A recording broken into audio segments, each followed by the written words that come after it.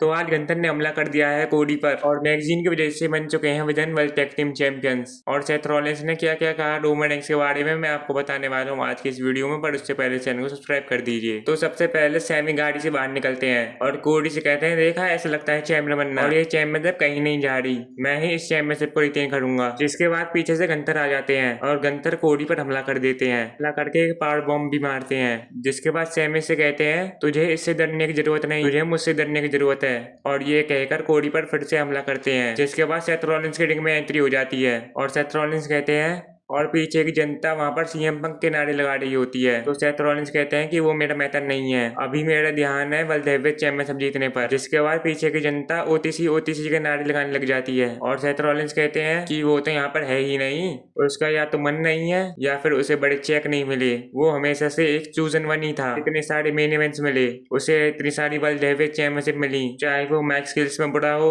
या फिर रेसलिंग में बुरा हो, वो हमेशा मेन इवेंट पे मेन इवेंट करता रहा और मैं सिर्फ उसे देखता रहा। और मैं भी इतने सारे मेन इवेंट करना चाहता था, और जब मैंने स्टील चेयर मारी थी तो मैं चाहता था मैं उसके बराबर पहुंच जाऊं, और जब रेसलमेनिया में money in the bank cash in करा था तब मैं चाहता था मैं उसके साथ रह पाऊं और यहाँ चिकागो में एक साथ खड़े हूँ। पर इन सबसे अलग मुझे सबसे बुरा जब लगा जब रोमन ने कहा था मैं तुझसे 10 गुना काम कम करता हूँ पर 10 गुना ज्यादा कमाता हूँ। मुझे इससे फर्क नहीं पड़ता कि वो कमाता है, पर उस पर स्पॉटलाइट जाती है। रोमन रिंग्स को मुझे हराना है ताकि वो साबित कर पाए कि वो फ्रॉड नहीं है, और मुझे रोमन को हराना है ताकि मैं साबित कर पाऊँ कि हार्ड वर्क से भी लोग आगे बढ़ सकते हैं। उसके बाद एलए नाइट की एंट्री हो जाती है और एलए नाइट आते ही कहते हैं तुझे दम में रीमैच मिल जाता है, तूने तो इसको कमाने के लिए कुछ नहीं करा, तुम लोग आते हो देखो हमारे बाल ऐसे हैं, हमारी दाढ़ी एक जैसी है, हमारा सिर एक जैसा है, अपनी पुरानी बातें करते हो और तुम्हें रीमैच मिल जाता है। और वो पुराने जमाने गए जब लोगों को टाइटल शॉट का मौका मैच जीतने से मिलता था, तुम आते हो पुरानी बातें करते हो और तुम्हें मैच मिल जाता है, और तू तो पहले राउंड में ही एलिमिनेट हो गया था ना किंग ऑफ द रिंग के।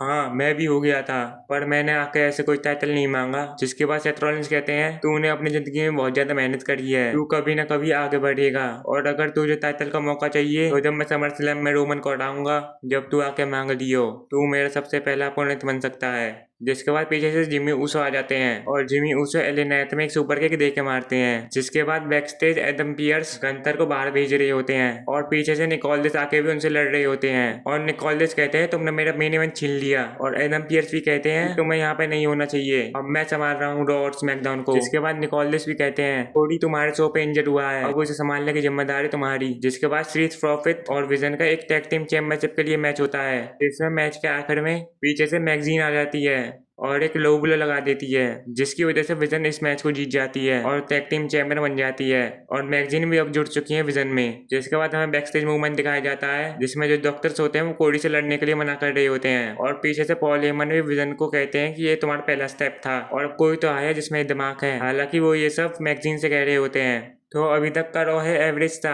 अब विजन में एक और मेंबर आ चुका है, और कोडी क्या ठीक हो पाएंगे मेन इवेंट तक, और अगर ऐसा ही चलता रहा निकोलस और गंथर के बीच में तो उनका मैच समर स्लैम में भी हो सकता है, क्योंकि पहले निकोलस रेसलर ही थे। बाकी मिलते हैं आपसे अगली वीडियो में, जब तक के लिए गुड बाय।